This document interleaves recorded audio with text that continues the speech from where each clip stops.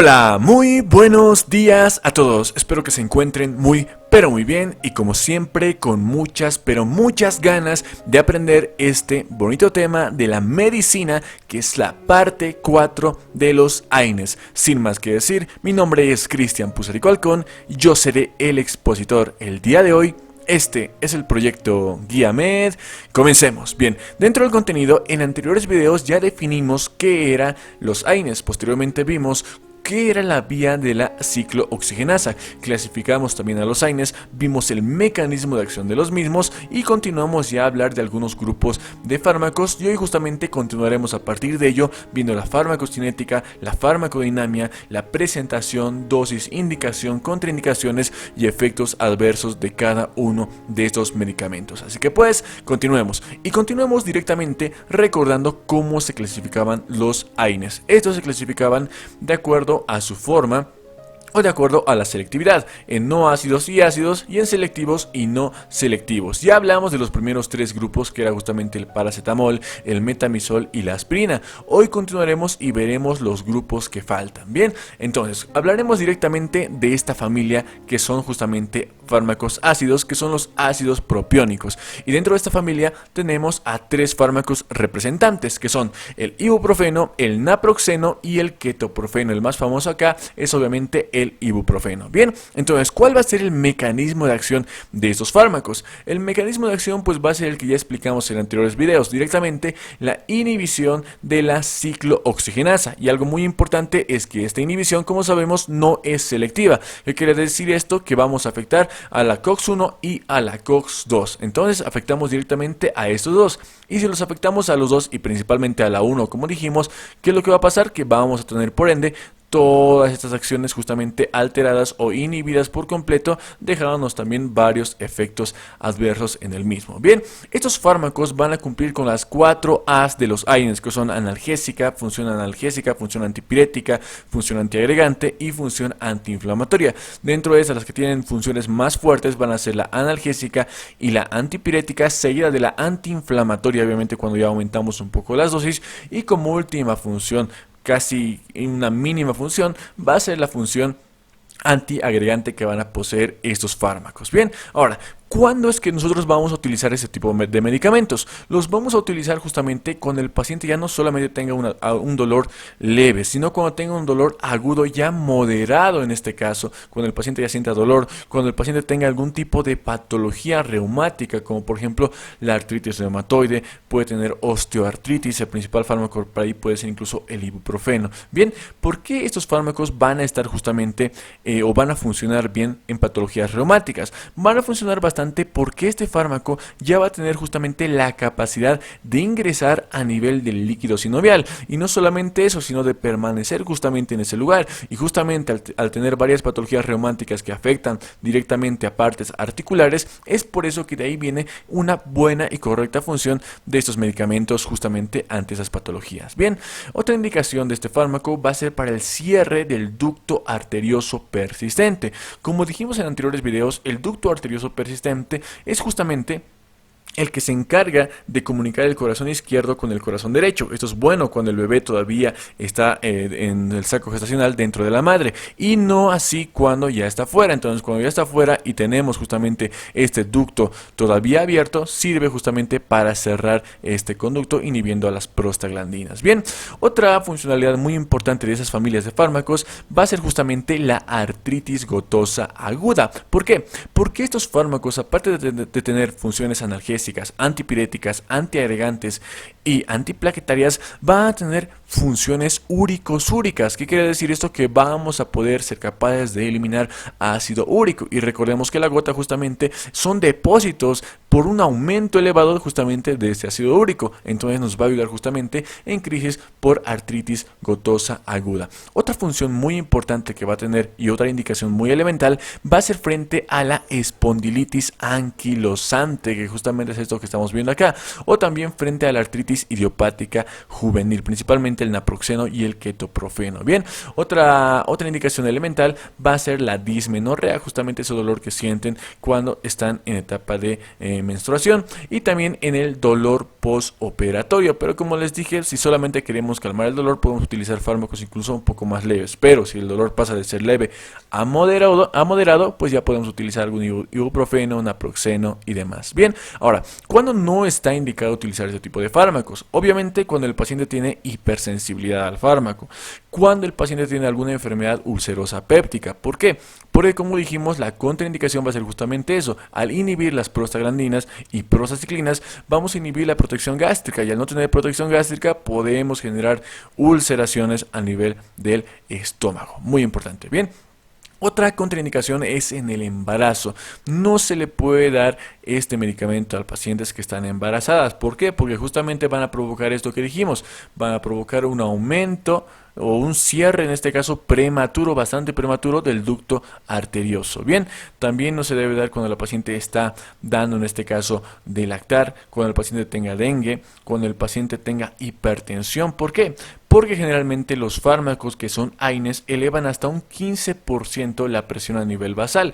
Por lo tanto, al provocar esto y darle justamente este medicamento a un paciente que tiene pues ya diagnosticada hipertensión, elevaríamos todavía más su caso y lo agravaríamos. Bien, entonces otra contraindicación es la rinitis, los pólipos, y tampoco se les puede dar este medicamento a pacientes menores de 6 meses. Bien, ahora, ¿cuáles son los efectos adversos que nos va a presentar este tipo de fármacos? Nos van a traer efectos gastrointestinales, que ya explicamos por qué. Van a traernos náuseas, van a traernos diarreas, vómitos, hemorragias gastrointestinales, pueden traernos melenas, que son justamente las heces de color negro, debido justamente a esa sangre que va a estar ocurriendo a nivel del estómago. También puede presentarse ulceraciones gastrointestinales, puede haber bastante nefrotoxicidad, y es que estos medicamentos son obviamente mucho más eficientes, pero también son mucho más nefrotóxicos y hepatotóxicos en el paciente. Bien, también puede provocar insuficiencia cardíaca congestiva, EDAS, puede provocar un cierre, como les dije, del ducto arterioso precoz, puede provocar una exacerbación del asma. ¿Por qué provocaríamos una exacerbación del asma? Porque justamente la vía de la ciclooxigenasa en sí estaría totalmente bloqueada, y al bloquearse esta vía pues activaríamos o le daríamos más trabajo a la otra vía que trataría de compensar eso, que sería la vía de la lipooxigenasa. Esta vía de la lipooxigenasa generaría mayor cantidad de leucotrienos, y estos leucotrienos exacerbarían justamente la broncoconstricción, que es lo característico en un asma. Bien, también puede traer ototoxicidad, prurito, que es justamente el escozor, ictericia o trombocitopenia en casos bastante severos y bastante extremos. Bien, algo muy importante también de este tipo de fármacos es justamente la distribución que va a tener esos fármacos, y es que, como sabemos, la unión a proteínas va a ser elemental en este tipo de AINES. ¿Por qué?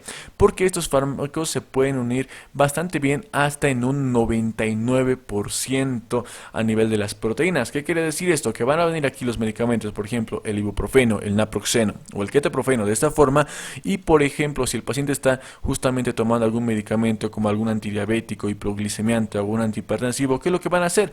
Van a eliminar directamente ese fármaco, van a mirarlo y lo van a eliminar, y ellos se van a quedar justamente con la unión a proteínas. Al provocar esto, pues provocamos su aumento, disminución o alteración a nivel de la funcionalidad del fármaco coadyuvante que esté consumiendo el paciente. Entonces esto realmente es fundamental que se entienda qué fármaco está tomando el paciente. Como en el caso de la hipertensión arterial, la exacerbaríamos, como les dije. Bien, entonces, ahora que entendimos todo esto, pasemos a ver las dosis, la frecuencia, vida media y presentación de estos medicamentos. Bien, primeramente, estos fármacos van a ser justamente esos tres que estamos viendo acá, que son los más importantes. Primero, el ibuprofeno.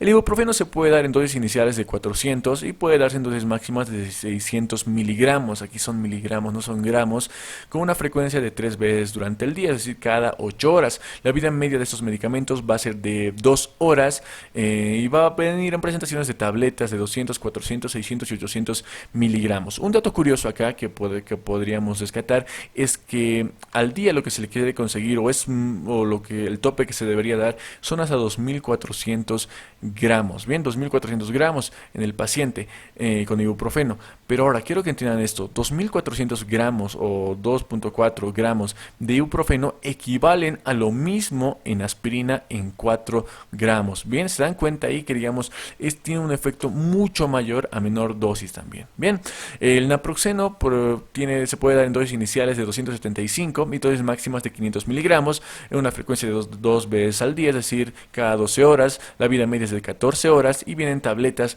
de 250, 275 y 500 miligramos, y también puede venir en suspensión. El ketoprofeno se da en dosis iniciales de 25 miligramos, dosis máximas de 50, una frecuencia de 3 a 4 veces durante el día. La vida media es de 1 hasta 4 horas, dependiendo obviamente de la cantidad del medicamento que se le esté administrando al paciente. Y va a venir en tabletas de 50, 100 miligramos, puede venir en suspensión y también van a venir en ampollas. Bien, entonces acá podemos ver la presentación del ibuprofeno. Como estamos viendo, puede venir de 800 o puede venir de 400. Generalmente se da más que todo de 400 cada 8 horas. Suele ser más que suficiente para dolores agudos, reumáticos y demás. Aquí tenemos la presentación del naproxeno y aquí tenemos justamente al ibuprofeno. Algo curioso acá, como estamos viendo, es que no solamente viene el ibuprofeno en tabletas o en cápsulas, también puede venir justamente en forma de gel, como estamos viendo aquí, que se aplica directamente de forma tópica y justamente calma el dolor bastante rápido en el paciente. Bien, entonces hasta acá les recomiendo que saquen una buena captura de pantalla acá o les saquen alguna foto y luego se la impriman para poder repasarlo. Recuerden que acá son miligramos, no gramos. En un rato lo voy a cambiar. Bien, pasemos a ver al siguiente grupo de fármacos, que son justamente también fármacos ácidos. Y estos fármacos pertenecen a la familia de los ácidos acéticos. Acá tenemos a 3 representantes, que son el diclofenaco, el ketorolaco y la indometacina. El mecanismo de acción, al igual que los anteriores, va a ser el mismo: inhibición de la vía de la ciclooxigenasa. No va a ser selectivo, vamos a inhibir directamente a la COX-1 y a la COX-2. Bien, ahora, algo muy importante que quiero que entiendan aquí es justamente que si bien no puede ser selectivo justamente a la COX-1 o a la COX-2, puede tener mucha más afinidad hacia un grupo en específico. En este caso, la indometacina tiene mucha más afinidad a inhibir a la COX-1, lo que nos va a decir que va a haber muchos más efectos adversos. Pero en cambio, el diclofenaco tiene mucha más afinidad a inhibir a la COX-2, lo que provoca justamente que no existan tantos efectos adversos, o que sí los haya, pero obviamente en cantidades un poco mayores. Bien, entonces inhibimos directamente a la COX-1 y a la COX-2, por ende inhibimos justamente todas estas funciones. Tiene las 4 A's: analgésico, antipirético, antiagregante y antiinflamatorio. Bien, como les dije, la función antiagregante generalmente es bastante disminuida. Las indicaciones de esos fármacos van a ser básicamente bastante similares a los anteriores: en dolores agudos moderados, pero incluso hasta intensos, en este caso en algún tipo de dolor bastante intenso que pueda sentir el paciente; en artritis reumatoide, que ya les explicamos justamente por qué, porque el medicamento logra ingresar mucho más fácilmente a nivel de líquido sinovial; en el ataque de gota, por las funciones úrico-súricas que van a tener estos medicamentos, principalmente acá los que están de color negro estamos hablando del diclofenaco y el ketorolaco. Bien, ahora, si hablamos de la indometacina, esta va a servir bastante para el cierre del ducto arterioso. Bien, entonces, ¿cuándo se le administraría esto al paciente? Pues cuando ya obviamente nace y no se está cerrando, digamos, el ducto. En ese momento se le podría administrar a estos pacientes los medicamentos. Bien, también está recomendado el diclofenaco y el ketorolaco en la artrosis y en el dolor postoperatorio. También la indometacina está recomendada en el síndrome de Reiter, también en la espondilitis anquilosante, y algo muy importante acá, que es para suprimir las contracciones uterinas en generalmente amenazas de parto prematuro. Ahora, eso es muy importante, así como verán a continuación, ya directamente se los muestro. Dentro de las contraindicaciones tenemos una que es muy importante, y es que no se le puede dar a pacientes que están embarazadas. Pero aquí tú me estás diciendo, me podrían decir ustedes, que le demos a pacientes que están embarazadas con amenaza de parto prematuro. Así es, se le puede dar a estas pacientes, siempre y cuando la paciente no se encuentre durante el primer trimestre del embarazo, ni tampoco se encuentre por fuera de las 32 semanas del embarazo. En ese momento sí se puede utilizar la indometacina. ¿Por qué? Porque hasta ese momento pues no va a poder provocar el cierre del ducto arterioso. Más adelante, si se lo damos ya pasando las 32 semanas, ya podemos provocar este cierre en la paciente. Entonces, muy importante, si le queremos dar indometacina, se le puede dar siempre y cuando la paciente todavía no haya llegado a las 32 semanas, siempre y cuando esté antes. Entonces, cuando está contraindicado, cuando el paciente tiene hipersensibilidad, cuando el paciente tiene alergia, enfermedad ulcerosa péptica, como ya dijimos, porque alteraciones en la coagulación, asma, ya dijimos también por la parte de los leucotrienos, dengue, hipertensión arterial, porque justamente elevamos también la presión, rinitis, pólipos nasales,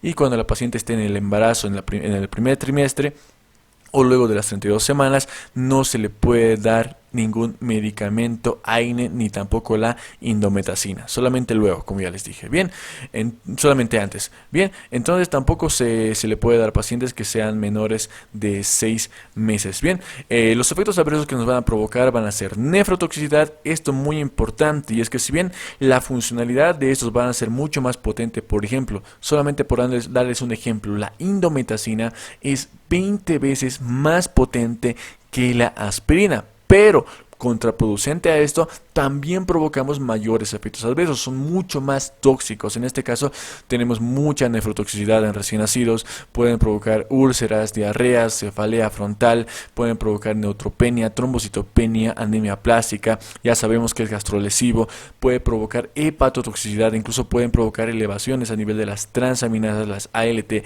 y las AST, y provocarían justamente un daño masivo, pueden provocar somnolencia, hemorragia, como ya les dije, anemia, dispepsia y náuseas. Bien, ahora, como les dije, también la unión de las proteínas es bastante importante, y es que estas se unen hasta en un 90%. Entonces, como les dije, que lo que van a hacer estos medicamentos que pueden llegar y pueden directamente retirar al medicamento que se encontraba ahí y justamente o inhibir o estimular la función que van a tener los mismos. Bien, entonces, una vez comprendido esto, pasemos a ver la presentación, dosis y demás. Primeramente, el diclofenaco. Esta se va a dar en dosis iniciales de 50 miligramos, dosis máxima de 75 miligramos. Puede darse por vía oral, también se puede dar por vía intramuscular o endovenosa. La frecuencia puede ser 4 veces durante el día, la vida media es de 2 horas. La presentación en la que va a venir van a ser en tabletas, como estamos viendo acá, de 50 miligramos, aunque también puede venir de 75 o de 100 miligramos. En este momento también se puede obtener, en este caso, inyectables del diclofenaco, que pueden venir de 75 miligramos en forma de ampolla, y de acuerdo justamente a la dosificación se la puede dar intramuscular o endovenosa. Bien, el ketorolaco, por otra parte, se lo debe dar en dosis iniciales de 30 hasta dosis máximas de 60 miligramos. Esto si hablamos de las ampollas. Si hablamos de las tabletas, se puede dar solamente directamente desde 10, dosis inicial, y dosis máxima de 20 miligramos. Se puede dar en dosis única, pues generalmente esos fármacos son bastante potentes y se da en dolores bastante intensos que generalmente pasan porque son agudos. Pero también se lo puede dar directamente 3 o 4 veces durante el día, obviamente por un corto periodo de tiempo, 3 a 4 días, sin exagerar justamente las dosificaciones. La vida media va a ser de 5 horas. Bien, la presentación entonces va a ser en ampollas de 30 miligramos por ml, y va a ser también de 60 miligramos por 2 ml. Las tabletas van a ser de 10 y 20 miligramos. Si hablamos de la indometacina, se puede dar en dosis iniciales de 25 miligramos y dosis máximas de 50 miligramos. La frecuencia va a ser de 2 a 3 veces durante el día, es decir, cada 12 o cada 8 horas. La vida media es de 5 horas. La presentación es en forma de cápsulas de 25, 50 y 100 miligramos, aunque también puede venir supositorios de 50 miligramos, que son justamente los que generalmente se utilizan. Miren, acá podemos ver un supositorio de 100 miligramos que justamente se utilizan para inhibir las contracciones uterinas. Pero obviamente ya les dije cuándo debemos dar esto, siempre y cuando nos encontremos por debajo de las 32 semanas en el embarazo. Bien, entonces justamente estos son los medicamentos. Acá también les recomiendo que saquen una bonita captura de pantalla. Y algo muy importante acá, como una acotación, es que dentro de esta familia de fármacos también bastante parecidas se encuentra un fármaco, un medicamento que se llama el sulindaco. Ese sulindaco justamente es el que directamente se le ha inhibido justamente el efecto adverso, que era el cierre del conducto arterioso. Así que les invito directamente a que lean si tienen más curiosidad de cómo utilizar este fármaco, que sí se puede utilizar a nivel del embarazo, justamente para evitar ese dolor en la paciente. Bien, entonces les recomiendo que también que lean un poco acerca de eso y que le saquen una captura, porque con esto terminamos el video. Ya hablamos del paracetamol, metamizol, aspirina, y hoy terminamos y hablamos de ibuprofeno, naproxeno, ketoprofeno, diclofenaco, ketorolaco e indometacina. El siguiente ya será el último video de los AINES. Espero mucho que esta serie de videos les esté gustando, y pues nada, si fue así ya saben lo que tienen que hacer. No olviden dejar un buen me gusta en el video, no olviden dejar buenos comentarios de qué videos les gustarían dentro del canal.